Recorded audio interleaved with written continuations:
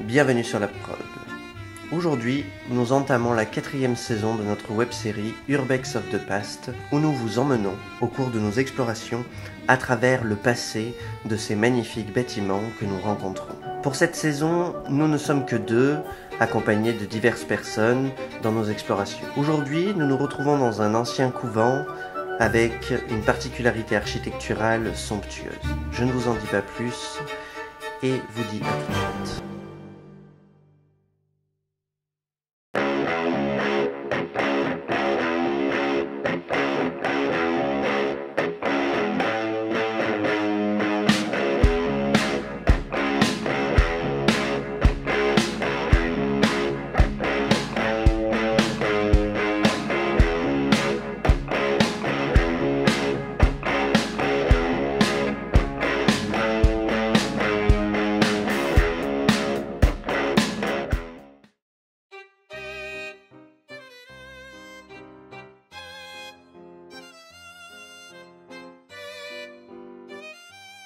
Nous voici donc dans ce couvent, ayant été construit il y a un peu plus de 200 ans. Il fut tout d'abord un couvent, puis un orphelinat pour jeunes filles, puis un centre médico-social. Les sœurs qui avaient créé ce projet furent aidées dans cette tâche par des religieuses du Sauveur. Pour conforter leur œuvre, elles décidèrent de la doter de structures plus pérennes. C'est ainsi qu'en 1892 furent lancés le chantier du couvent et celui d'une chapelle destinée aux exercices spirituels ainsi qu'à abriter les sépultures.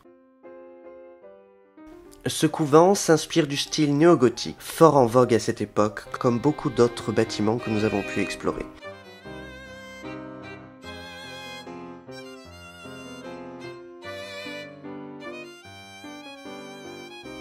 Fin 1991, il fut cédé gratuitement à une association. Celle-ci, en 2012, décida de le vendre à un privé.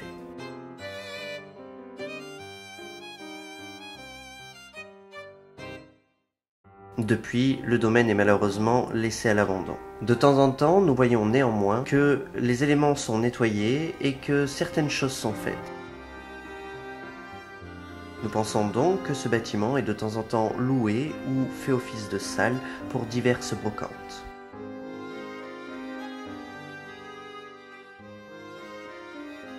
Au cours des siècles, cet endroit fut un refuge pour bon nombre de jeunes femmes et bon nombre de petites filles.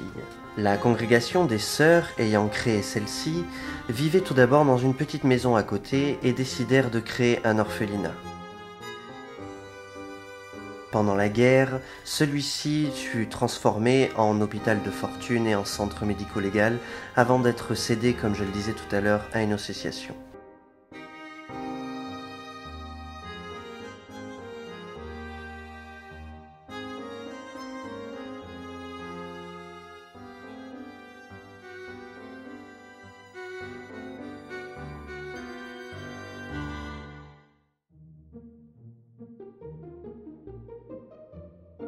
Je dois dire que nous nous sommes un petit peu perdus. Effectivement, les dédales de pièces et la hauteur sur 4 étages que dispose cet ancien couvent nous aura donné du fil à retordre pour nous représenter dans les pièces et surtout ne pas perdre le nord.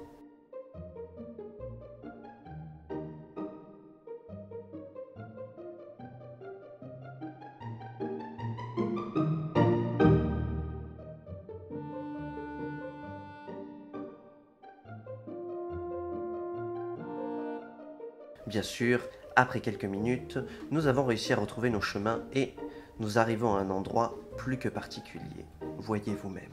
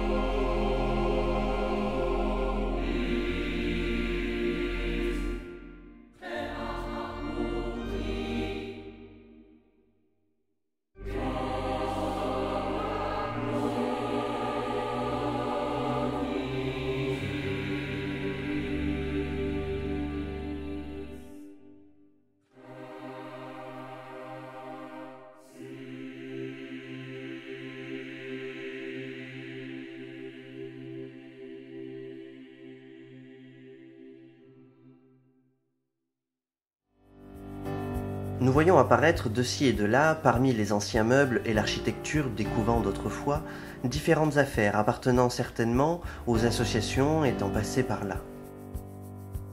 Bon gré mal gré, nous voyons donc d'anciens meubles type Voltaire ou type Louis XIV se mêler avec peu d'élégance, il faut le dire, des imprimantes dernier cri et autres écrans et ordinateurs laissés sur place.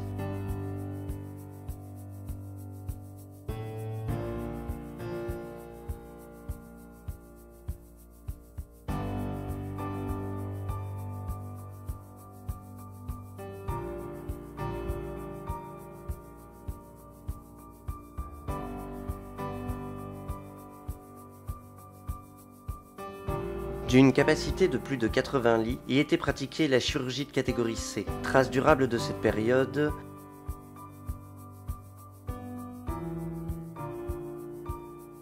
six tombes durent être creusées pour nos soldats blessés qui ne survécurent pas. Elles sont entretenues avec soin, comme la loi l'impose aux communes, dans le cimetière tout proche de l'ancien couvent.